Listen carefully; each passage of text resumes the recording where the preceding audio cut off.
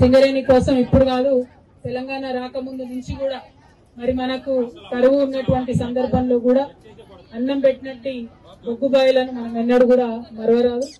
ఆనాడు ఆంధ్ర వలస పాలనలో మన యువతకు ఉద్యోగాలంటే కేవలం బొగ్గుబాయి అన్నట్టే ఉండి మన బతుకు తెరువుకు సంబంధించి మనల్ని కాపాడుకున్నటువంటి సిర్లవేణి సింగరేణి. మరి అటువంటి సింగరేణిని రాష్ట్రం సాధించుకున్న తర్వాత అభివృద్ధి చేసుకున్నాం. అట్లనే డిపెండెంట్ ఉద్యోగాలు ఏవైతే ఒకప్పుడు ఈ గుర్తింపు సంఘాలన్నీ పోగొట్టినాయో వాటిని స్వరాష్ట్రం వచ్చినాక మనం సాధించుకున్నాం. మళ్ళీ ఇప్పుడు చూసినట్టయితే సింగరేణి సంస్థ నుండి ప్రభుత్వం దాదాపు 42,000 కోట్ల అప్పు తీసుకున్నది.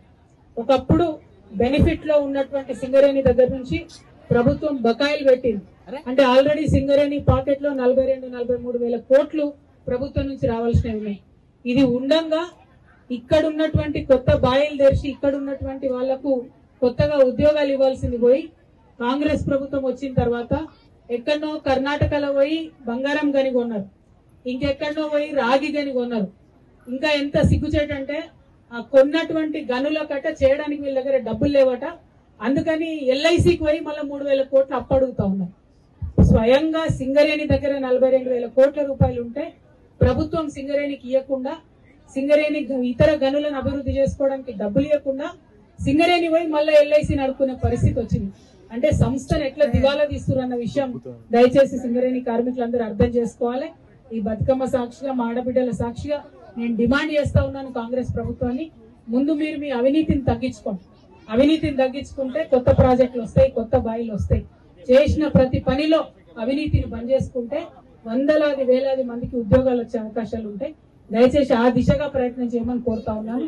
నిన్న మొన్న లాభాలలో వాటా అనేదో కార్మికులకు బిచ్చమేసినట్టుగా ముఖ్యమంత్రి గారు ప్రకటించింది. ఇది కరెక్ట్ కాదు. సింగరేణిలో రాజకీయ జోక్యం ఉండకూడదు. చిన్న ప్రకటనతోనే అయిపోవాలి. దానికి ఆయన ఇచ్చిన స్పీచ్ ఏంది, ఆయన మాట్లాడిన మాట ఏంది, నిన్న చూస్తుంటే సింగరేణి కార్మికులకు కడుపు రగిలిపోతుందని చెప్తున్నారు ఒక్కొక్కరు. ఇటువంటి రాజకీయ జోక్యాన్ని సహించేది లేదు. సింగరేణి కార్మికుల చెమటతోని ఇవాళ తెలంగాణ మొత్తంలో ప్రతి ఇంట్లో బుగ్గ వెలుగుతుంది, ప్రతి ఇంట్లో ఫ్యాన్ తిరుగుతుంది. ఆ విషయం మర్చిపోవద్దు. గని కార్మికులను కాపాడుకుంటేనే, గనులను కాపాడుకుంటేనే భవిష్యత్తు ఉంటదనే విషయాన్ని గుర్తు చేసుకోవాలి. దాంతో పాటు మరి ఇక్కడ పెద్దపల్లి, మంచిర్యాల జిల్లాలో చూస్తున్నాం మనం, మొత్తం ఆడికెళ్ళి ఇడదాకా కాంగ్రెస్ నాయకులు గెలిచి కూర్చున్నారు. కొన్ని ఏమైనా మంచి పనులు చేస్తారా అంటే టోటల్ గుండాయిజం, మొత్తం అందరినీ కొట్టించుడు, జైల్లో పెట్టుడు, పోలీసులకు కొట్టించుడు. మీరు కాంగ్రెస్ రాజ్యం నడుస్తుందా, పోలీసుల రాజ్యం నడుస్తుందా అర్థం కాని పరిస్థితి ఉన్నది. దాన్ని తగ్గించుకోండి దయచేసి. తెలంగాణ ప్రజలు కొన్ని రోజులు సైలెంట్ గా ఉంటారు, ఎందుకంటే చూస్తారు, గమనిస్తారు ఎవరేం చేస్తున్నారని. కానీ ఎల్లకాలం సైలెంట్ గా ఉండరు.